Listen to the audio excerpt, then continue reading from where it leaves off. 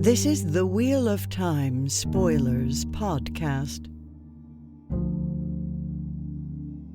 So, yeah, 27 days have passed since we've recorded last, and it feels more like 27 months have passed. So many things have happened since we talked to you all last. I think we need to do maybe an episode this might be a lot of catch up for us. We have a lot to catch up on. July has been a time. I kind of want to, can we just go through the topics that I think we want to talk about, right? So, WotCon. Yes. We last left you with our review of What Idol, which somehow was only this month. And then, yes, we moved off into WotCon. That was when it all spiraled out. And the results of that. And then sort of why we didn't record last week. Somebody got sick. Yeah, probably from WotCon, but maybe from the other giant event that all the rest of my family went to while I was at WotCon. Who knows? And then I was sick. And then I just got back from the desert where my brother just got married, which was such a trip, even though it didn't get in the way of recording. It feels like it's been 1,000 years since I took off on that trip. Yeah, since we talked, you've had 2 trips, a con and COVID. Mm-hmm. It's been a time. And you've just been in the throes of wedding planning. Which Wedding time planning does not yeah. exist. No, so. Time doesn't exist. It's a wake up in the morning thinking about it, go to sleep at night planning about it. It's stupid. We're having a super easy wedding, but part of what we're doing is we're not paying people to do some of the things. So we're doing them. It's a lot of DIY, which involves, more work than you estimate in the beginning. Well, all I know is that I'm really glad that I get to attend your wedding because it's going to be in not a deadly environment. And that's going to be very pleasant. My brother, my silly, let's talk about ridiculous that. brother, I love him. I love my new sister-in-law. They're great. And they will never listen to this podcast, so I can rant about their choice of location. They decided that they wanted to get married in the Alvord Desert, which, if you are not familiar, first of all, the word desert should clue you in. But this is in the southeast part of Oregon. It's as far away from anything as you can get, and it is effectively the same environment as where Burning Man happens. Geologically speaking, it's the same environment. It's not literally the same desert, but it is a playa full of extremely basic, extremely fine dust with no trees, no rocks, no nothing. And we had to bring all of our own water and our own restroom facilities. And they were like, this is a good place to get married. It was amazing and beautiful and so physically demanding and difficult. So I'm really, really excited to go to Seth's wedding, which is just up in the gorge, like a normal location where actual people go. It might not be indoors, but there is potable water, electricity, and shade. Also trees, grass, dirt. Just anything at all. Goats. Yeah. Goats. There's goats. Goats are great. I love goats. And also the smoke was awful on the drive. We had to drive across the entirety of Oregon just through like the worst smoke. It was so bad. Yeah, it was not great. I'm like rolling out of COVID and right into like smoke and caustic desert. Yeah. How are your lungs doing, by the way? I'm really glad that I generally have great respiratory health. I feel like I have buffer to burn on the abuse that I've been heaping upon my system this month. Oh, yeah, you should explain why there's a desert in Oregon, even though it's like we live in one of the rainiest places in the world. I mean, I guess that's why there's a desert, right? Yeah, exactly. So here's the deal with Oregon, is most of the people live on the west side, which is where the rain is. And there are approximately 17 people that live in the entire eastern half of the state. And when you shouldn't use half, right? Because... Yeah, it's more like a third. Or less. So we have, if you look at the entire North America, there's like the wet side and the dry side because of the Rockies. Oregon has its own equivalent of the same thing, where we've got the Cascade Mountains creating a rain shadow over most of the state by area. And so we get all the rain on the front end. where I live, we get tons and tons of rain. It's very luscious. But then you go up and over the Cascades, which are volcanic mountains, and it gets extremely dry, and it just becomes sagebrush and ranch land for the entire rest of the state. But if you go down to the southeast corner of the state, you get into a different geologic regime also, where the ground is no longer... So most of Oregon is a pile of stuff that has been scraped off of the Pacific plate as North America does its subducting thing. But in the southeastern corner, the crust is actually pulling apart rather than getting smushed together, and it is rotating. And you've got the Great Basin, which is what, you think of like Nevada, Utah, all that desert and rock and stuff. That geologic area actually extends up into southeastern Oregon. We have the edge of the Great Basin in our state. And it's basically chunks of the crust are breaking apart and rotating up. So you get really, really cool exposures of all these layers, and then you get these low places in between where all the sediment fills in. And it's called the Basin and Range, and it's huge, and lots of famous places like Death Valley, Las Vegas, all kinds of fun geology is created by that. And it's real dry for more reasons than just the rain shadow, but the rain shadow definitely doesn't hurt. And yeah, all of Eastern Oregon is actually high desert. We have a very cool museum called the High Desert Museum near Bend. It's very neat. And the whole state's very high, like up there. It's like we were at like 4,500 feet. I'm used to living at like 200 feet. I live very close to the ocean. So I had to go up into this caustic, attenuated environment. Like, I don't mind the altitude, but also when Brandon and I got home, we then yesterday spent half the day cleaning all of our stuff from being dusty, and then the other half of the day going out to the literal ocean to just get like blasted with wind, to just be like, I need oxygen and I need humidity. I need to clean the desert out of my pores. It was raining on the coast. It was like foggy and raining and quote unquote miserable. It felt so good after being in that harsh, arid Eastern environment. My favorite thing about living where we do is that you can go west and you hit this foggy, wet ocean. You can go up and you hit snow almost all year round. You can go over the mountains and hit desert and dry. You can go north and you hit, rainforest. Not tropical, but it is definitely rainforest. Yeah, temperate rainforest. Temperate rainforest. And you go south, you hit California, which, don't. But other than that, like, it's all great. Like, there's all sorts of cool places to go. From where we are. I really do love our location. It feels like we live in a little microcosm of all the best environments in the US. Oh yeah, no, Oregon is amazing. It is we have everything. But yeah, I meant to look up before we did this recording. I meant to look up how far in like European geography terms the drive was. I did not, because I'm tired and I've been unpacking. But it's a really big state. Right. It's a complete day process to drive across the state from the desert to the ocean. How many hours? That one you can tell me. 8. 8, yeah. It was an 8-hour drive. I mean, it took us, closer to 12 because of various stops and starts and whatnot. It was more like a 9-hour drive on the way back because we were really tired. It didn't stop as often. So you're looking at like 500 miles or so? Yeah. Yeah, it was a long drive. But yeah, I mean, it was up and over a mountain range and then across just so much sage land. Just so much. Mm-hmm. Beautiful location. And the cool thing is the playa, like, there's nothing on it. So you can just drive like as far and as fast as you want, because it's like a 17 by 15 mile area. Like, it's huge. So like you can just drive as fast as you want, straight into the darkness. Like, and people were doing that. It was very Mad Max. There was a lot of really unique opportunities afforded by the sheer lack of anything at all out there. And then a bunch of people were like, yeah, we're going to go to Burning Man next year. This is great. And me and my mom and a few other reasonable people were just like, no, this is insane. Absolutely not. No, you clocked me correct when you were like, you have no desire to go to Burning Man. I was like, no, that's not an environment I won't ever want to spend time in. I know myself and I know what I can stand, and that's definitely not it. Everything's so white.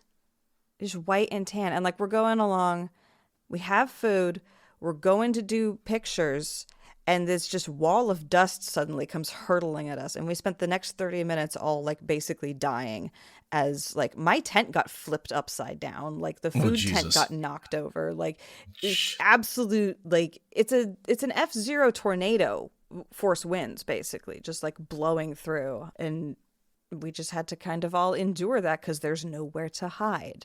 Like there were people who had RVs, but like there's no like cliff to break the wind. There's no facilities to hide in. It was just like, and I was banned from most of the RVs because I had COVID, obviously. It was a very difficult environment. Yeah, I pledged you my wedding won't be that hard. I'm like, I'm gonna have to meet like way more people that I don't know and like schmooze in a different way, but at least the air will not be actively trying to kill me. So that's going to be a win. And there'll be a nice core of people so it's not like there's going to be all strangers. There'll be probably a dozen people there you are familiar with. Yeah, it's going to be great. But yeah, that's what I've been doing. But before I was doing that, I was at WotCon, technically, if you can believe it. Yeah, we should talk about WotCon because I was not. Obviously, wedding planning, vacation time, and money did not permit me to go, which my regret is high. I really wish I could have gone, but I just couldn't make them both happen financially. It just didn't make sense. But tell me about it so I can live vicariously. WotCon was amazing. I never actually took any like journaling notes about it because I'm a liar and a cheat. But it was fantastic as per usual. It's just the greatest thing to get to be together in a space with other Wot freaks for, days at a time. The hotel is so wonderfully arranged where the rooms are far away from the socializing space so that way we can be loud all the way into the night.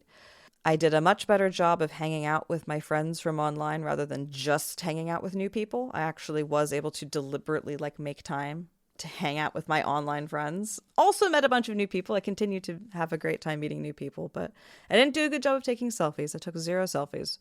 I'm going to do better about that next year. I swear I am.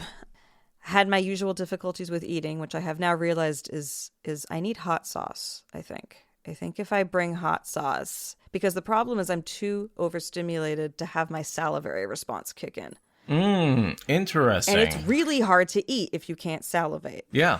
Like I'm trying to eat like crackers and granola bars, and it's just like this is all sticky and dry. And I'm like, at the end of the event, it suddenly occurred to me, oh fuck, if I just had like a little bottle of Tabasco, I could have eaten that, because hot sauce triggers the salivary response. It doesn't matter how overstimulated you are, hot sauce will make you do that. So next year, I think I might actually be able to eat because I think I figured out the trick. But I didn't eat very much. It was a bummer. My trick is to just go with liquids. I'm a Gatorade drinker all weekend, and that keeps me going. It's enough electrolytes and everything and enough fluids that I don't have to eat anything solid. I can just pretty much drink Gatorade and make it. That's my plan for the wedding, by the way. It's caffeine and Gatorade. Sure. Yeah. As well for cons. And I drank beer, because beer does have a food value to it, but it does limit how much beer you can drink when it is also your food. It's like, right. And, right. It's an event where I don't want to get sick, though. I did actually make myself sick the night of the dance party because I love the dance party. It's my favorite thing in the world. But it turns out if you jump up and down a whole bunch in a hot room after eating very little food, which was your first meal for the day, you will need to retreat and then go play trivia instead of dancing. But the fun thing was, well, first of all, trivia was very fun. I never do the trivia because I'm always busy dancing. So being forced to experience the fun that is trivia was very cool. And then I won. Of course for you did. the team. Of course you did. Yeah. And that was very cool because some of my teammates were like very new to the Wheel of Time and did not know a lot of things, and so they got to have the experience of just being on like my winning team. So that was very, very fun. You were an expert at the Wheel of Time, and then you started doing this podcast, which is a deep dive study into it. So yeah, I mean, at this point, like the trivia, you should. Well, no, Talk-A-Run Riyadh set it up, and they made it well balanced between the show and the books, and like they kept it really to like the first 3 books. So like there was one whole round that was like actor questions that I was very much not helpful with. Yeah, I'm not going to but someone else on the team had that one covered. It's always nice when you're well-rounded. Yeah, so that was very fun. Yeah, there was, well, obviously, so we had the special guest of Guy Roberts came, and he travels with his daughter, and they were very, very nice. I, of course, was too shy to actually introduce myself organically, but there was a like photo signing like event where I was able to like get in line and like get Guy to sign a cool picture of him as Uno, and like I got to talk to him for a bit and be like, I really love your work and I love the way you inhabit the space, and I really liked the interview at Jordan Con about how you like made yourself into Guidal Kane, and like I did get to have that interaction with him, but I needed it to be facilitated. I never talked to Michael and Kate, despite telling you I would, because I just get too tongue-tied whenever I'm within 20 feet of them. So everyone else had a fantastic time with Michael and Kate because they are the most fantastic people. Michael continues to absolutely shred the dance floor to smithereens. Kate continues to drink everyone under the table. Oh, man, I love them. They're just the absolute best, and I witnessed that at a distance, but could not make myself actually go talk to them.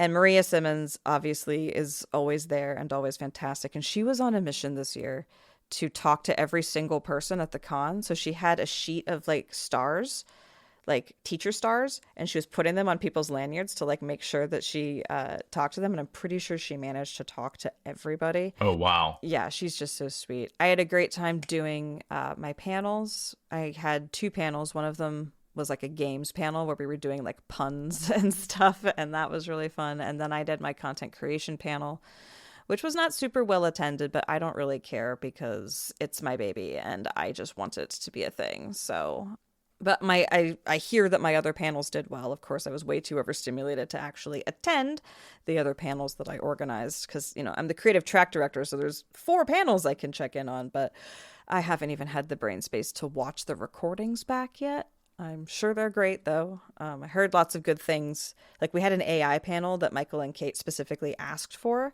They said, can we please do, like, an AI discussion panel? And I made sure to check in with the other panelists about how it went, and they all said it was great. I still need to watch it myself, but I was very proud of putting that together and having it be so well received.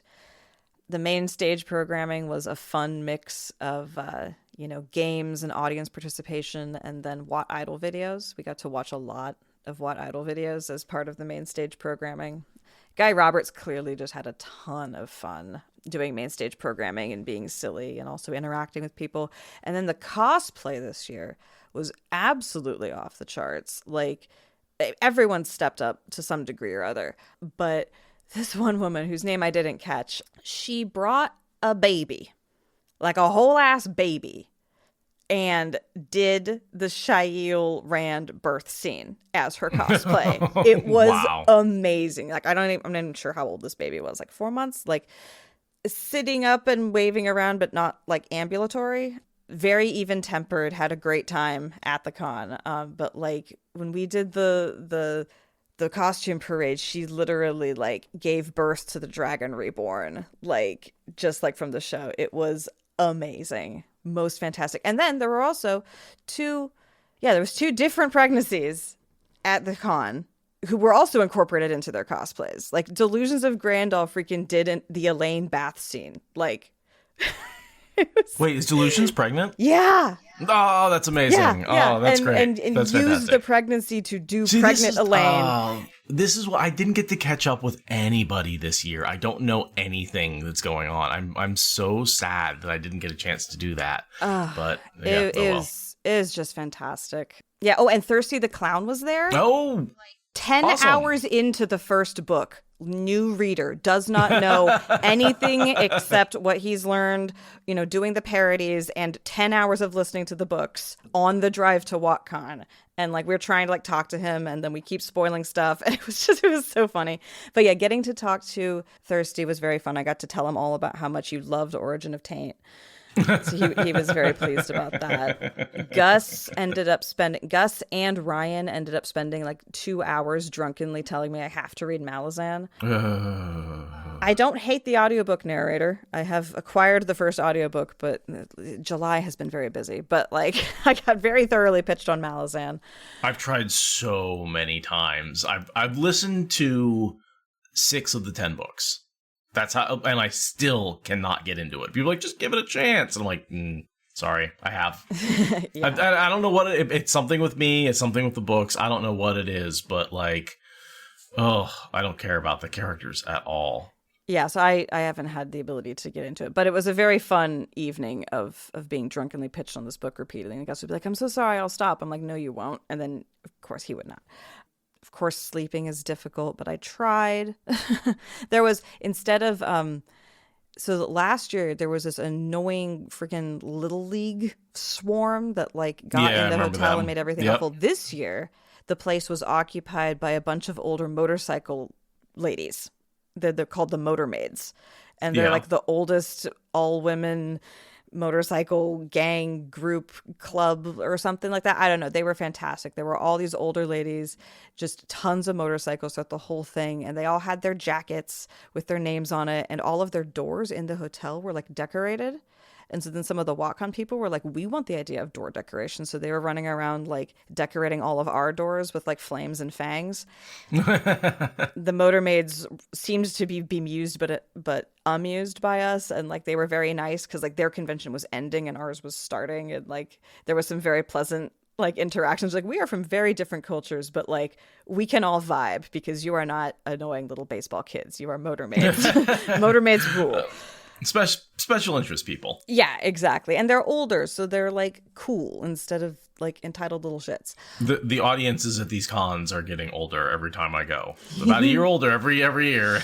Yeah. Yes, that was fun. A lot of our favorite staff people were there. You know, like what is his name? The bartenders. What's the bartender's name? I can't remember. His face is very vivid, but yes, I remember his face from a year ago. Yeah. He was there and being a good sport about all of us being our drunken weird selves. Just so many good conversations with people. There's a Cards Against Humanity version or a game, but it's questioners seeking dark friends, and there's a fandom pack within that where you and I are immortalized on some of the cards. Nice. Because Koala is just bonkers and continues to just like escalate her card games. The Cards of Time was continuing to go. She got to present a big old like Cards of Time poster to Guy Roberts at the end. And yeah, dates for next year have already been set. Tickets are already, at least they were on sale briefly. I already got my ticket because they were like, we're going to give you 10% off if you order it like before the event ends. And I'm like, okay, I'm going to order that and then figure out if I have time later. Yeah, I did a really bad job of taking pictures, but there's lots of good pictures out there in the WotCon server. Definitely the photography and videography was happening.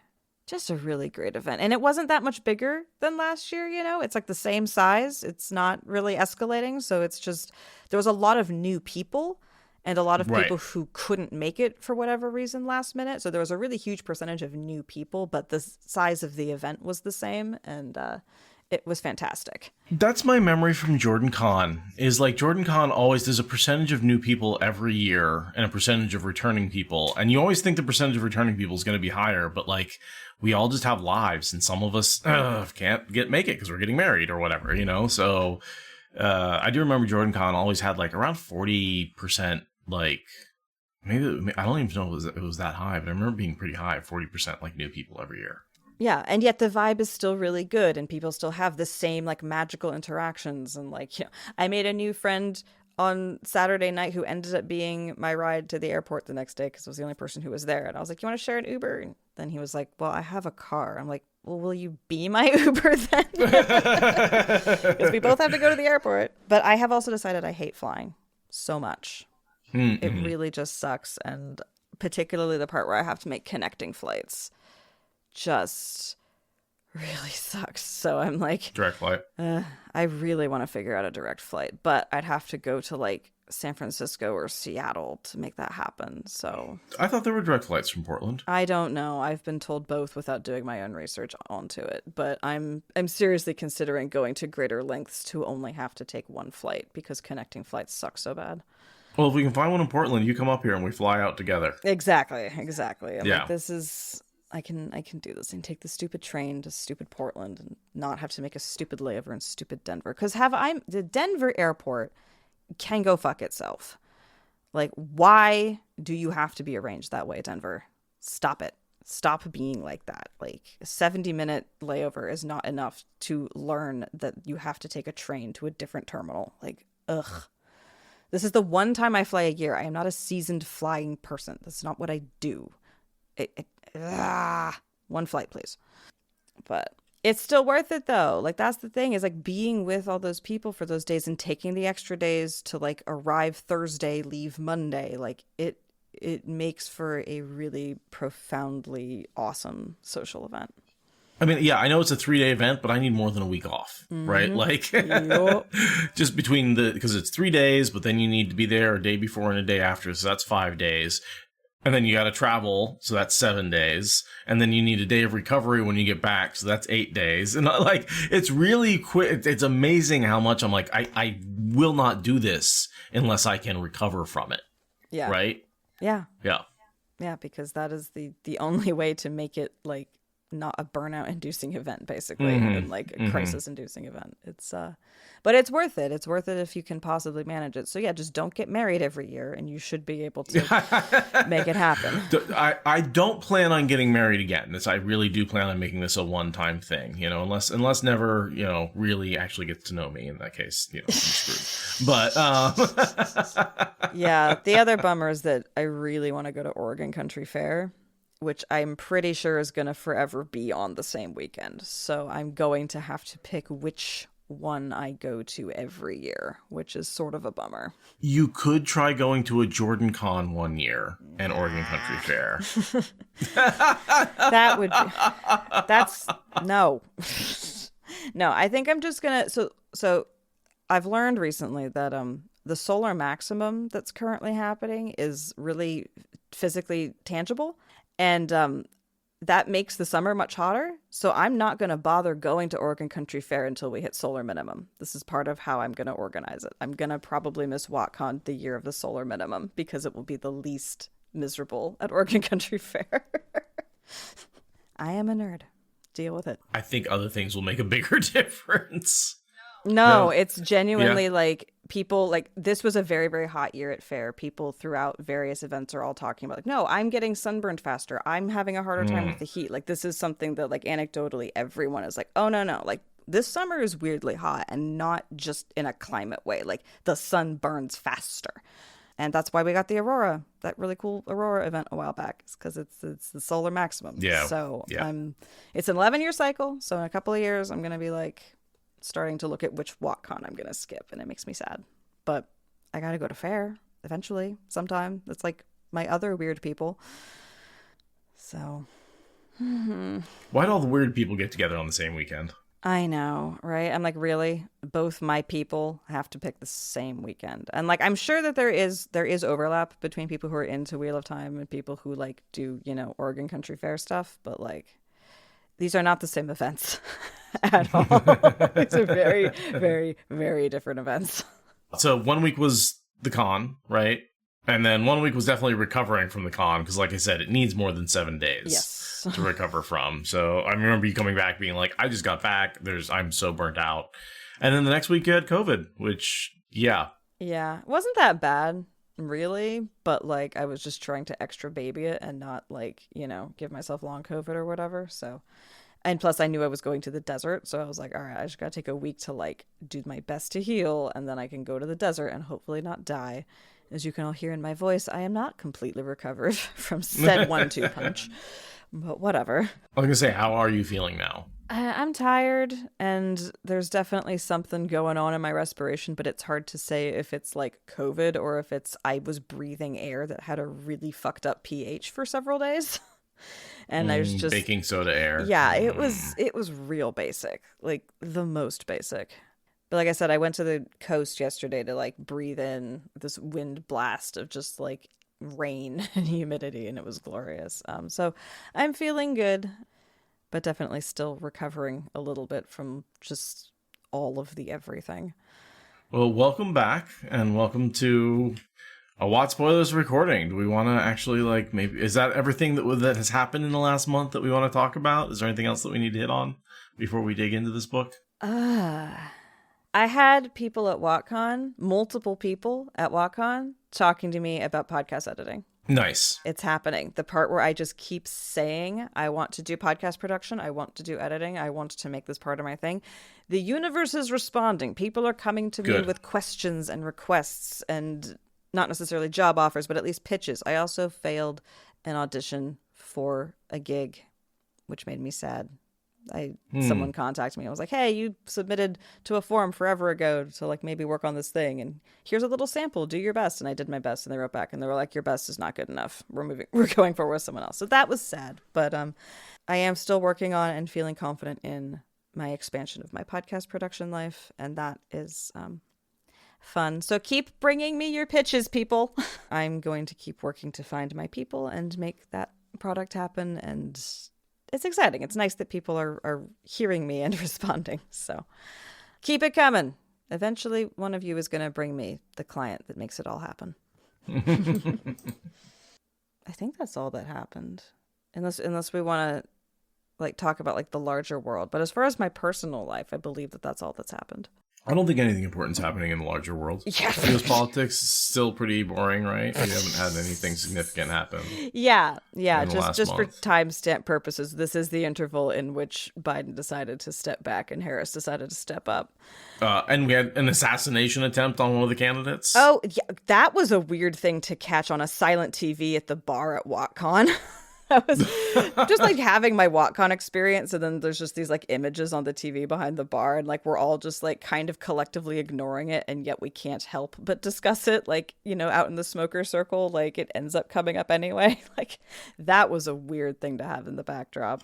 Yeah, no, I can't. Yeah, but yeah, politics has moved really, really fast, to say nothing of like the Olympics are happening. I was watching some of Simone Biles's routines last night on YouTube, and God damn, she is talented. Like, so the Olympics are happening. Oh yeah, the also. Olympics, right? Yeah. What? That I'm again some things that I used to would never have missed when I was a kid. Now I'm not even trying to watch the Olympics. Like I am so. Let's see other things. Yeah, it's not something that's important in my life anymore because I just have so much other things going on that I'm just like, you know what? I can't. I want to. I used to care. Yeah, I really care about Simone Biles. I really like Simone Biles. And when it's like, oh, Simone Biles did an amazing thing, I'm like, all right, well, this is the cut together, like 5-minute. I don't have to watch the entire thing. It's just the highlights. I think what's happened to me is I really gotten to the point now where I rarely watch anything live. I almost always watch it, a summary of it cut together afwards. Oh, absolutely. And that just might be the internet ruining me, right? Like, no, I'm not watching all of the Olympics. That's ridiculous. I just want to watch Simone Biles absolutely nail it because wow, like just can you slow that down? My brain cannot process how fast she just moved. Like, she's amazing. Also, Snoop Dogg got to like do the Olympic torch thing, and they made it look like a blunt because of course they did, and it was just the most like I'm like, this is the absurdity that I need to temper the fact that like Gaza is still being turned into rubble at a terrifying rate. Like this is the absurd fucking dichotomy of the world right now that I can barely even pay attention to because I'm too busy wondering if I can survive the playa and like celebrating my new sister-in-law. Like it just. What has this month been, you guys? Like, seriously, like, so much has happened in this month alone. Anyway, about our escapism podcast.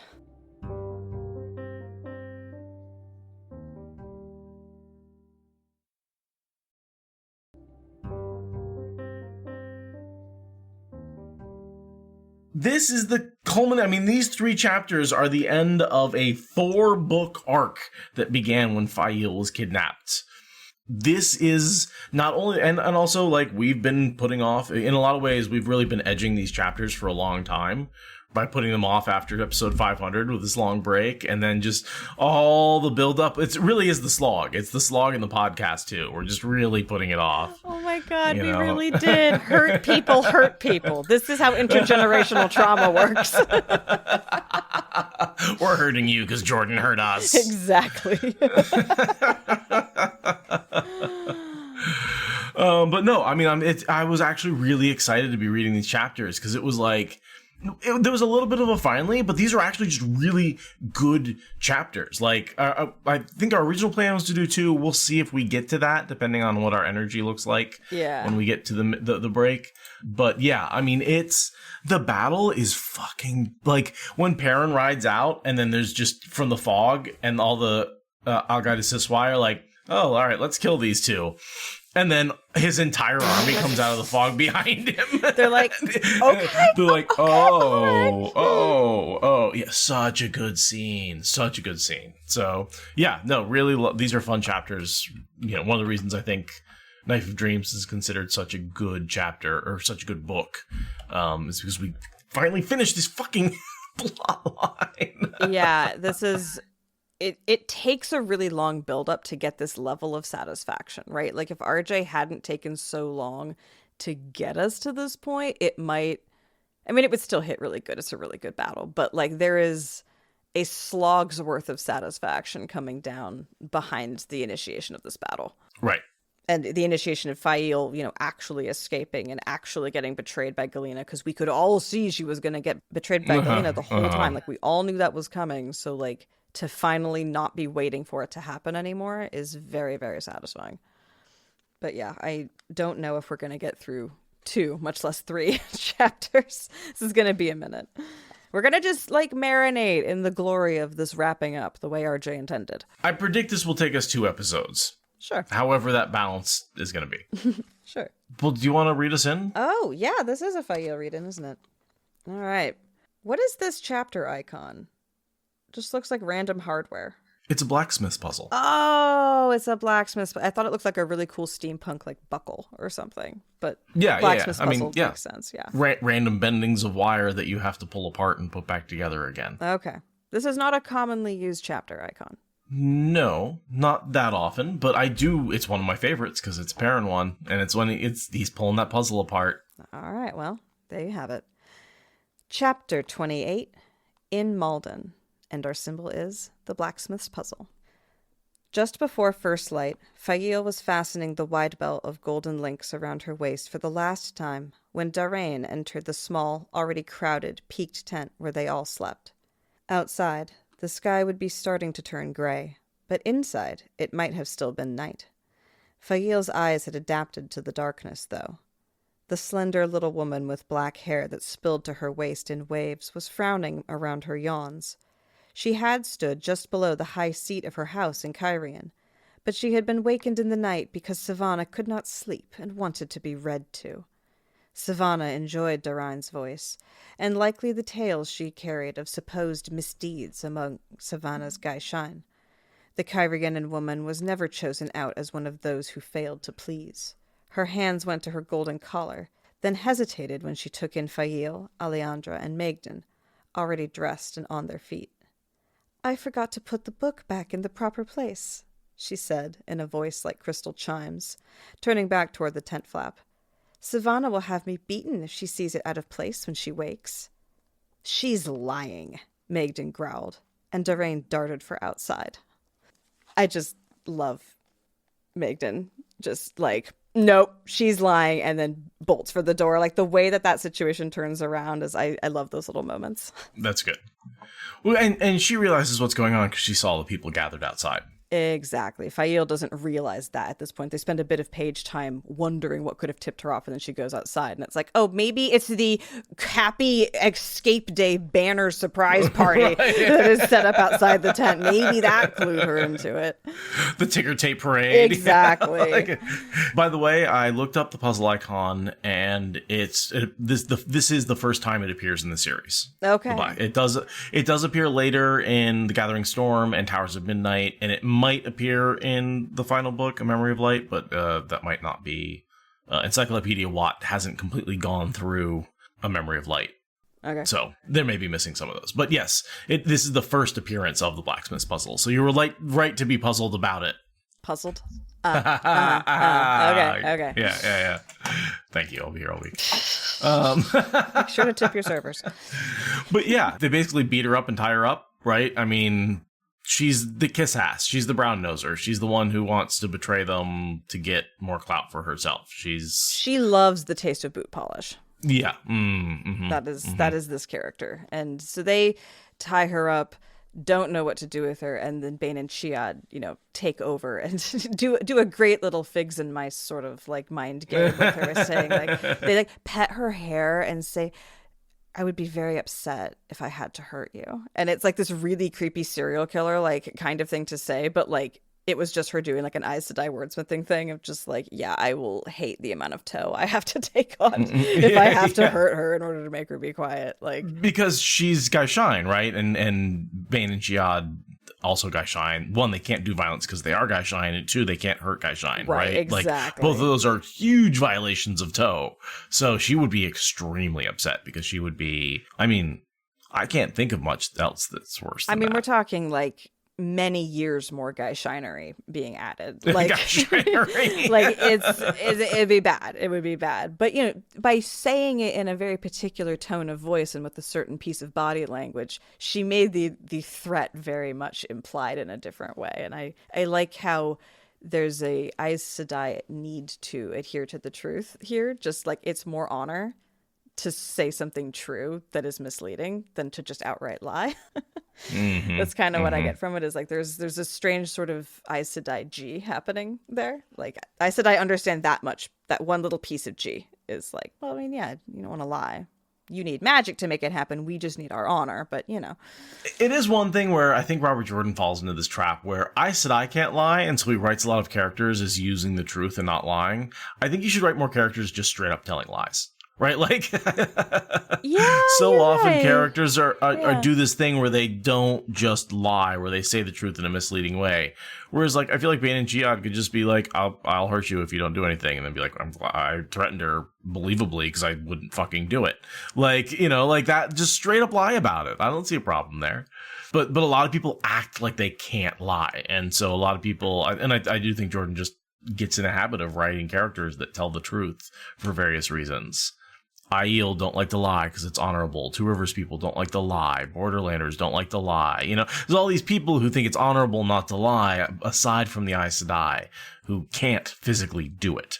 And so you end up with a lot of people who tell these half-truths. It's not lying. I mean, it's sort of a literary trope, right? That's how you know the good guys. The good guys don't lie. It's a type thing, and he did not trope reverse that. No. He could have, though. He is in the trope reversal business. He could have had people who are very honorable but also lie constantly. And the closest he gets is like Matt. And that really isn't what we're talking about. No. But even Matt honors his word, so he does a lot of that wordplay, right? And especially the girls when they're trying to be Aes Sedai, and so they're trying not to lie when they could lie. There's a lot of that as well. So there's a lot of that's sort of, I think, where I think it's coming from in my head, is how often we're in the girl's head and they're like, oh, I could lie, but I'm not supposed to. Yeah. And here we have Bane and Chiad doing the same thing just because Aiel are cool. Right. Right. Also, in this whole course of events, we get yet another mention of Freyel being like, Magdan's a really bad lady's maid, but she's really observant about people. She really knows people, despite being horrible at being a maid. Anyway. Yeah. The Magdan's a queen, not a queen's maid, just gets thrown in your face so many times in this chapter. It's like over and over and over again, where she's like doing these things that like... So Fael goes out and dismisses the crowd, doesn't tell them how dumbass they were, and like how like, yeah, you almost ruined it because we hadn't tied this woman up. You would have screwed us. And now we have a tied up woman. They're like, I don't know where to hide the body, but they're hiding a tied up woman. I mean, I guess Bane and Chiad can at least sit on her and be like, oh yeah, she's just sitting here quietly. I don't know. Yeah, maybe I was thinking they could do a Egwene with Varen's body and just be like, she's just asleep. It's fine. Yeah, it seems like the ticking time clock is the same whether or not she's dead. Right. Right. I guess it's easier to hide someone who is not ultimately going to turn up as a dead body. It's like easier to just, because you can hold her aside and then release her, and it's like, but yeah, I don't know. Yeah, well, they're trying to escape. Yeah, they're gone. It seems like the same ticking time clock either way. Whatever. In Fael's mind, it's important that Darain not die, so she doesn't. So Bane and Chiad have a conversation, and Fael, they're basically doing what anyone in a foreign language does when they don't want you to hear, which is talking in slang and talking real fast. And Fael's like, I couldn't follow that. I don't know what's going on. Because she speaks a little bit of maiden hand talk. Well, she also deliberately looks away because she wants to respect their privacy. And she's like, also, I don't think I could have followed that. But even if I could, I'm not going to. And yeah, they agree that they're going to do whatever they need to do to protect the escape attempt. And Fail's like, we need to be self-sufficient because she wouldn't put it past the Aes Sedai to abandon them as soon as she was able. Yeah, think? Yeah. Also, they even sooner. Bane and Chiad attempt to stave off Gaul one more time.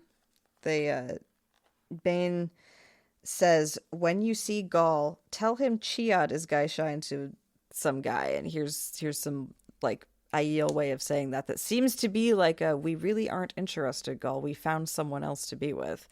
And yet they respond quite positively when Gaul does actually find them on the battlefield. So it's like, oh, yeah. The will they, won't they in the background with this relationship is just continuing to flutter. Well, and it's interesting that Bane is the one, right? Bane's the one who Bane and Gaul don't get along. And he's the one telling Fail to pass along the word that Chiad has found somebody else. Yeah. Right? And it's like, maybe not. Maybe not. Well, and yeah, I mean, Bane. And that whole relationship is kind of funny. Is this like, and you know, it's the same thing with like Rand and Lan's relationships with Nynaeve and Elaine in the beginning, when he's constantly like, just let them know that I can't love them. They should move on. I'm not worth it. Right? Like that whole relationship is what's going on here. It's this like these warriors for some reason can't love each other and they have to swear each other off. And then if you don't overcome that barrier, it's not romantic enough somehow. Except in this case, I have no idea what Chiad actually feels. We know that Bane doesn't approve of Gaul's interest in Chiad, but we never actually get a sense for how Chiad feels about it. So I have no idea where this rejection is coming from, if it's coming from a self-sacrificing place or a please stop being a creeper kind of place, you know? Like with Lan and Rand, they're very clear that they're doing this weird stoic thing. But with Chiad, I don't know what she's thinking. I think they are flirting and getting along, but Bane doesn't like him, and I think she's just like stuck in this place where she's like, this guy likes me, I like him, but I also have to be committed to my existing partner who doesn't like him. And like, I think basically they both have to convince Bane to accept Gaul into their lives, because I think she's just not interested. Yeah, so I guess Chia's just kind of letting Bane keep pushing Gaul off until one or the other of them gives up on it. And she's just like, you two have to sort it out. You two work it out, yeah. Yeah, I guess that makes the most sense, given that we have literally no POVs from her about it. That is the best explanation, I guess. You know, it seems like Gaul and Bane obviously don't get along, right? Yeah, for sure. But he keeps coming back, right? And he's still interested in Chiad. And he's like, fine, I guess I'll have to win over Bane anyway. It seems like that's what he's come to the conclusion of. Yeah, it's silly. It's giving me Taming of the Shrew energy. I mean, groups of 3 are always difficult to figure out, right? Like, that's a lot of communication that has to happen. There's a reason it took them a long time to do the negotiation to figure it out. Yeah. I also wonder how much of that is because, you know, there's always the joke, like, people are like, why did Jordan give, not the joke, but the question, why did Jordan give Rand 3 girlfriends? And his answer is, well, I used to have 2. And I figure if I'm a regular old guy and I can have 2 girlfriends, the savior of the world can juggle 3, right? Like, that's literally his quote, you know? And I'm like, maybe there's a little bit of a write-in here with Bane and Gaul and Chiad and the relationship and, like, what he went through with his girlfriends at the time. I don't know. I'm guessing. I don't think that's accurate at all. But It's I mean, it's fun having more, you know, attempts at poly representation with like the regular cast as opposed to like the central like demigod heroes. It's nice to see that as something that like literally does just exist in the world. Because we've seen it with Ruark and his 2 wives, and that's sort of an established relationship and the way they have that going on. And then you have sort of a relationship that's being established. Right. You get to see young, dumb kids in love in a different culture, in a different arrangement. And, like, that is nice, for sure. And the different ways. And didn't we also have a wise one who joined a marriage as well that existed. Yeah, so I feel like we've seen it, an existing one where there's a couple, a man and woman couple, and they're joined by another woman. We've seen one where there are two women and they're joined by another man. What we haven't seen is, two men joining together. Yeah, well, let's not get too progressive. That would just be too scandalous. This was still the 90s. No, we're into the early 2000s. We're into the 2000s, yeah. It's still the gender dynamics of 99, to quote a certain What Idol parody. That's what I was thinking of, yeah. Yeah. All right, what's next? We go into Malden. Nice visual description of the whole situation. Which is, it's been stripped of anything useful, basically. Yeah, and we get the unsettling sentence that women have been assaulted there, sometimes by groups of men. Just further illustrating how much the Shido are losing any right to call themselves Aiel because of the way that they do not protect their Gaishan. Just the detritus of the takeover of Malden, panoramic view of how trashed everything is and how parasitic and destructive the Shido are when they settle into a place. They start talking about, and I think, and at any time, the fetching of the water is about to begin. That's very important because this is the point at which people should be feeling the effects of the fork root tea. This water that they're about to fetch is the water that is full of the fork root that is about to change the battle. So he brings it up a couple of times, like the water hasn't been fetched yet. She's wondering why, and then they look again, and then the water's being fetched, and it's like, okay, yeah. He's sort of giving us the timeline of the water being fetched, then the wolves howl, then the invasion begins. Yeah, he really wants us to not be confused about the timeline on this particular day. Right. Which, despite the frickin' Bale scream thing being out of sync, we need to... I would appreciate feedback on that. If anyone can figure out what's going on. Is the Bale scream on the same day, or is it 2 days apart like it says in the timeline? Is it a time sync? Is it not? The way the events happen, it can't be at the same time, but then what the hell is going on? Chaos. Pure chaos. Pure chaos. This is one of those things where I feel like I need to actually go back and reread that chunk again and see if I can figure something out, because I'm confused. So Fael retrieves the oath rod, and Magden gives yet another hint that she has exposure to Aes Sedai things by being willing to touch it and say, oh yeah, it definitely feels like a magical object. Probably. She claimed to have never been to the White Tower, but Fael was not so sure as she had once been. Right? She was trained in the White Tower. She wasn't someone who was expelled. She's not embarrassed. She's hiding the fact that she was a queen who was trained in the tower in this very unique situation where she normally wouldn't be with the amount of power that she has. So that's what's throwing everybody off, is they're like, someone that weak would never be trained in the tower. Yet you seem to have been trained in the tower. Yet you haven't been stilled. So what's going on? And it's because she's the queen of Camelin, and they had this queen of Andor, and they had this tradition that she got trained in the tower. And it's also going to come in real handy in about 40 minutes of their timeline. Yep. So yeah, the only thing I wanted to ask about is there's this line here: the first Gaishan should be coming for water by now. Maybe something happened in the camp, Magden said. And then later they're fetching water like normal. So I'm like, is it just too early? Is something delaying them? What's going on with that statement? I think they're just nervous and not correctly counting how the time is going by because they're really nervous. I don't see anything in it other than they're having too precise of an expectation for their understanding of time passing. And it's your adrenaline out. Time is passing different than it usually does. You think it's delayed, but it's just movie tension. It's just that tension where there's just tension for tension's sake. That's always been my interpretation, is they're just overthinking it. Right. Because in literally 2 paragraphs later, she was relieved to finally see Gaishan carrying buckets on yokes. Literally, they go in, they retrieve the rod when they're coming back. The water's being carried back, which is fork root tea full of water. Or tea full of fork root, water full of fork root tea. That's what I'm trying to say. And then they come upon the house with the scarf, the red scarf that's going to save their lives. And they look at the house and they're like, this seems like a death trap. And Galena says, it's my death trap, so it'll be fine. It's quite sound. I inspected it and set it up to fall as soon as I pull this lever over here. Yeah. It's going to be perfectly sound until I pull this one piece of wood over here like a lever. Yeah, so Pants is asking, is it a red cloth or a red scarf? Mine says cloth. Mine does say cloth, but maybe in the next chapter it says scarf? It says a long length of red cloth. Like, that's just a synonym for a scarf. That's a long way of saying scarf. Mm-hmm. Right, because you can use any long length. I mean, it could be a very narrow one. I genuinely have no idea if the word scarf ever gets used. Oh, no. There it is on the next 2 pages later, staring at the scarf. 28, staring at the scarf. She sees Meghan's shoulders. I want you to try and make that scarf do something the wood wouldn't make it do.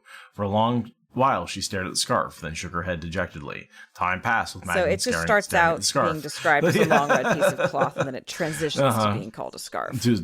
Right. So it's only the first mention where it's a long red piece of cloth. Which is a literal definition of a scarf. So yeah, Galena very easily leads them into a dark hole, like a stranger, like leading a child with candy into a van. It's just like, really, like, how dumb do you have to be to follow her down there? And she lies 3 times. What? Like, so she says, "Why not right here?" And Galena tells her 3 lies. It's because I don't want anyone to see it in my hands, because no one will look inside the ruin, and because I say so. And it's like, they're not really 3 lies, but 3 statements that are like, any one of those would have been fine, but when someone lies, they often lie they say the same, like, they'll lie and tell 3 different lies. Right, like that repetition of reasons. That repetition is like a real good indication that, like, one of those would have, if you had a good reason, you would have said a good reason and stopped. Well, some people are just chronic over-explainers too. But yeah, the part where she's like, because I said so, like, anyone who has to go with because I said so should be given serious side-eye. It's just people who have good reasons can provide something better than because I said so. And it's very silly. Like, it's just the whole thing just feels like they're so tunnel vision focused on Galena is going to help us escape that they lose all their critical thinking skills because they have the goal. The goal has been to give her this rod this whole time, and that Fael is blindsided by achieving that goal. Because the Aes Sedai said she would help you. Plain out. No, it's like she lied. And she's an Aes Sedai. She's got the Angel's face, so she can't lie. Right. And that's just a fact in Fael's head, and she cannot see past that. Yeah. And she's like, oh, I put my back against this wall, which is an Aes Sedai's statement of truth. And little does she know that's just a crumbling wall of Black Aja. Yeah, the idea that there are Black Aja is just very much not it is a thing that people have been trained to shy away from considering. Mm-hmm. I also like this subtle burn. The area around Malden had produced a great deal of mediocre wine. Yeah, I do like that subtle dig where, like, Fael is someone who understands mediocre versus high quality wine. So there's a whole production where Fael gives Galena the rod, and you can see Galena's like afraid of something. It's like, because she has been ordered not to pick it up, and she wasn't sure if she'd be able to take it if it was handed to her. So obviously the answer is that question was asked earlier, and the answer is yes, she can take it if it's handed to her. But for now, she thinks that she's scot-free, so she grabs the rod and then, does this whole pantomime about, like, ooh, I heard something. You have to wait for me to go up and see if there's a thing to have heard. It's like, why oh my are God, you it's so bad. Her? It's so this obvious that she's so full of shit. And also, why did everyone go into the basement? Right? Like, that does, yeah. Yeah, it's so silly. Leave someone outside to look. It's so silly. Leave a lookout, right? Like, who could have gone and run for help? But no, they're just dumb women that don't know how to do scouting shit or whatever. Oh, another trap getting into, right? Like, I mean, that is... For real, though. On this case, because they're not from the Two Rivers, they didn't know what they were doing first. They didn't have those Two Rivers instincts for knowing it was a trap first. Right. Despite it being super obvious. Oh my God, so obvious. But yeah, so Galena, triggers the slide. Everything gets hurt, everyone gets injured, but then each of them is like, well, that doesn't count as a real injury, which is sort of a little running gag that runs in the back of this. Is like, everyone is like, no, everyone else has to get treated first. My injuries aren't real, because they're all like leaders in their own right, and so none of them are willing to accept help. And we love strong, independent women forced to accept help. It's great. This is a little detail I didn't notice before, is right before the collapse, Magdalene saying, I've never seen her embracing, she's going to say the true source, which is an interesting, like, that could have been a clue for Fael that, like, she's bound somehow by the Oath Rod to not channel, right? That, like, they were, something that Magdalene maybe should have shared earlier, right? Like, I've never seen her, like, we sure she's Aes Sedai? Because we do not see her embracing the true source. And that might have something to do with why she needs that Oath Rod, right? Like, so, I don't know. The logic, the information was there. But again, what would Wheel of Time be without a lack of communication? A much shorter series. Well, and it really is true that when you're right at the brink of achieving your goal, you get totally tunnel visioned out and can't consider that anything other than this thing you've been anticipating is going to happen. Like, it's a foible of the human mind, even outside of the books. They're trapped under the debris. There's a lot of, back and forth. Fael calls it, she says, with us trapped down here, maybe dead, she has the perfect excuse for leaving us behind, which is why she did it. Right. Well, it's more because she wants to kill them so they can't expose her lies. That's literally what's happening. But yeah, it fits with the model as she has it. And then we have the great moment where Magdalene and Fael both say at the same time, we dig ourselves out. Like, Alejandra, as the lesser, weaker queen, is like, what are we going to do? Damsel in distress. And Magdalene and Fael are both way made of sterner stuff than that. And they're like, no, we just start digging. We're going to figure this out somehow. Mm-hmm. Alejandra does the big dramatic show. I'm getting rid of these belts. And Fael's like, we actually need those. They're gold. That's worth a lot of money. Like, don't throw it away, please. Pick it back up. I appreciate your sentiment, but yes, we'll all take ours off too, but we do need to take this with us. It's pure gold. Right. You're throwing money away, literally.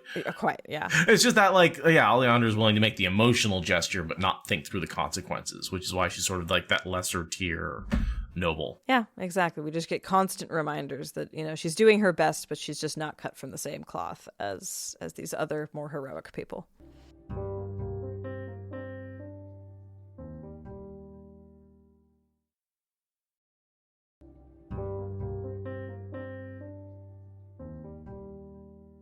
And so this is time passing, right? I think they're in here for a couple of hours, right? The tea is being drunk in the camp. The events of the next chapter with Perrin are happening, right, at this point, right? There's some overlapping timelines. But we all get that synced up with the wolf howl. Yes. They go into a very different space, but they still hear the wolves. They don't know what that corresponds to. It doesn't really mean anything in their timeline, but it lets us know that despite the fact that, they are in, a completely different world of dealing with, like, a deadly Escher puzzle, basically. The battle is also happening. A different kind of deadly Escher puzzle is happening up above. And I like how it says, normally that would make her think of Perrin, but not this time because she's so absorbed in the work. When it actually is Perrin, right? The one time, like, the wolves howling actually is Perrin. It's like, yeah, you should probably think about him. He's coming. Right. Well, but Galena didn't give her the message that when you hear wolves howl, you have to go to this place. Like, all of that is meaningless. To the tower. Right. Because, Perrin's expecting her to hide in the specific tower, which is why he's, like, fighting on that side of the battlefield and heading for those open gates, because he has expected that message has gotten past to Fael, and it has not. I never really understood how he ends up finding her in the crowd. It feels, it is just luck, I guess. Yeah, it's literally just Taviran. They just happen to both be crossing through the gates of the town at the same time, and he's able to see them. Like, it's really just Taviran. That's it.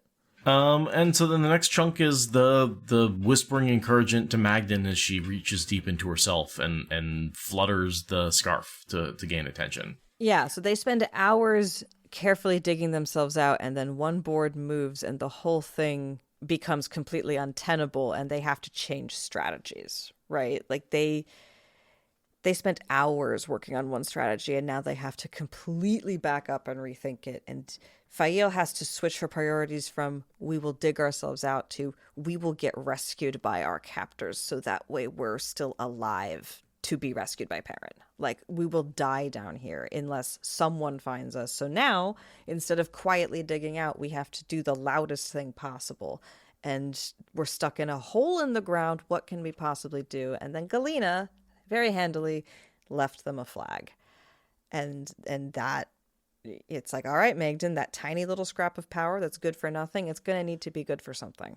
And I love her strategy because people are so good at seeing things that don't move naturally, that don't move with the wind, or don't, like, the second you move in a way that nature couldn't do, it draws our eye and attention immediately. And so I love her strategy of just like, make it move in some way that's just not natural, and that will get somebody's attention because they'll be like, what the fuck is that? Yeah. You know? Yeah, you don't have to say what's going on. You don't have to describe anything. You simply have to create a snag in the normal visual field, and somebody will investigate. In this case, Theral, right, he's one of the dudes we saw in the beginning of the chapter. He was part of the crowd that was gathered. He was supposed to go home, but he followed them.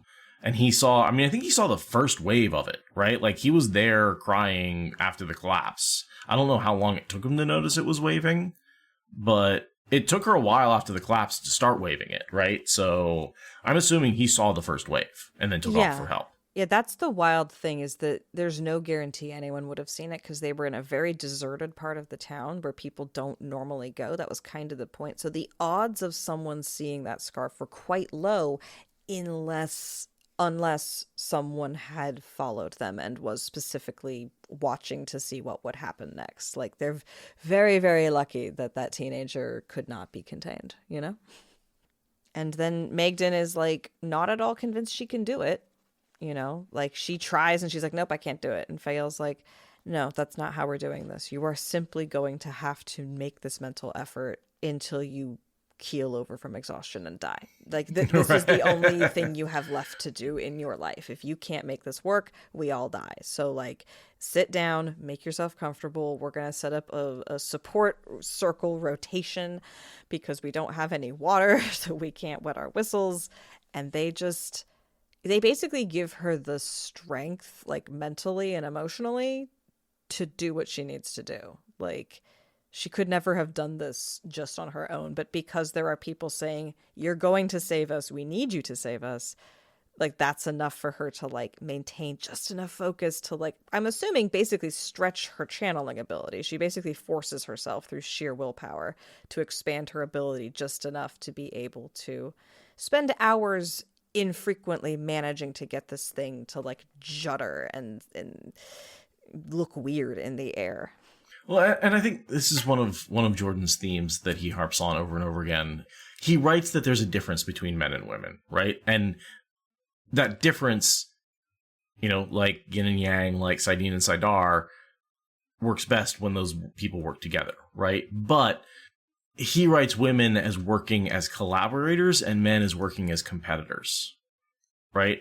And here's a moment where you have a bunch of women collaborating together to get themselves out of a situation by giving strength to one person. And that's very similar to the way circles work, right? And the way, you bond your strength together and give it to one person so they can accomplish something you couldn't do on your own. And it's one of the reasons why I think the Seanchan are such abominations, right? Because they force people into that circle. And it's this one-on-one. It's the taking of the power from one person rather than the sharing of it from a group of people. Yeah, totally. It's like the ideals of, like, community and sharing, and then the, like, horrors of state-sponsored communism, right? Like, on paper, both of those things kind of use the same language to describe the same things, this utopian ideal of everyone sharing, but one is awesome and the other is very, very shitty. Like, that hasn't really worked out. But, you know, ideas about community and sharing and each according to their needs, like, that can also be really, really cool in other communities. It can work. It has worked many times. And I do think Jordan makes a point of saying, like, that women are much better at it. Yeah. Women can do it in a way that men can't, you know, and that's just something you see over and over and over again in his themes, right? But then he goes on to make this point of, like, that is a difference between men and women, but when those two groups work together, you can go from a group of 13 women working together to this much larger group when you add in men, right? Like, they do help with the collaboration. You just need a lot of women to manage them. Yeah. Yeah, that is definitely a theme he's got on lock. Mm-hmm. Which, as someone who, was a writer, who had a editor, who was his wife, who was managing him all the time, right? Like, it's on He's theme. writing what he knows. Yeah. I couldn't help but feel this felt like a Aes Sedai circle where they're not exactly bonding to her to give her strength, but they are using an emotional bonding to give her strength. Yeah, they're going through a really intense bonding experience, and they are lending her strength. And yeah, it is very much like, even if you don't have magic, you can make magic. It's the Michael Livingston thing. Magic is real. Yeah, then we switch to a little wrap-up POV from Galena, just to remind us that she is in fact the worst, and whatever happens to her, you can feel good about it. Oh, God, yeah. She dreams of stabbing Galena in the night, but then has nightmares about Galena waking up and turning the tables on her, basically, and how bad that would be.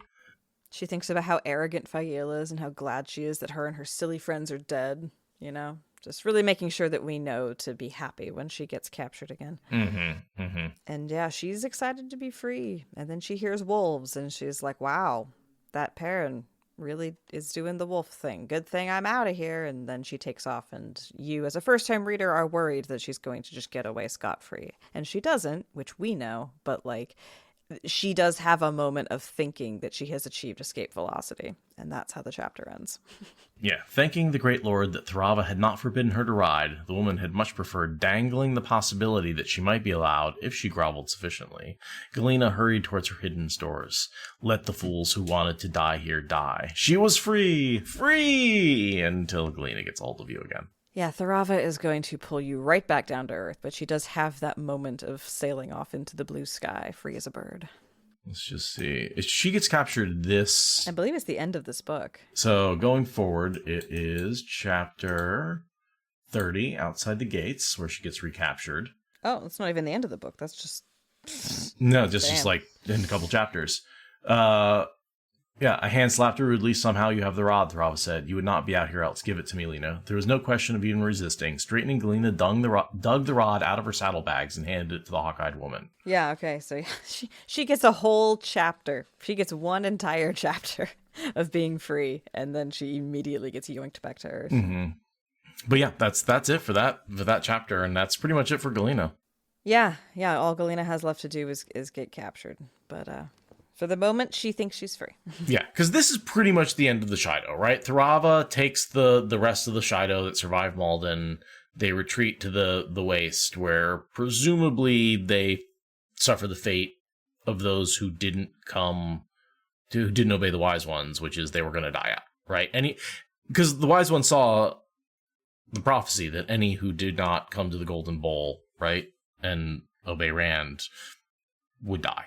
Yeah, I think in 3 generations. So yeah, presumably they go to the Waste to go extinct.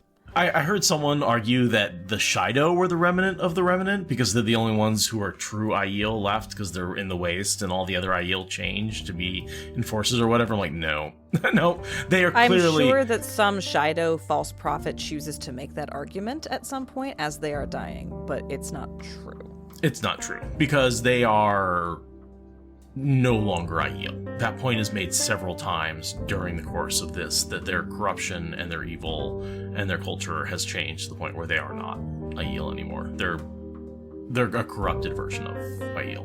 Yeah, I mean they've lost the thread. It's the kind of break that created the Tuatha On versus the violent Aiel and the Gen, but because they're letting go of Giotto so thoroughly, it's not even a new version. It's just they've lost the thread. Now they're just highway robbers.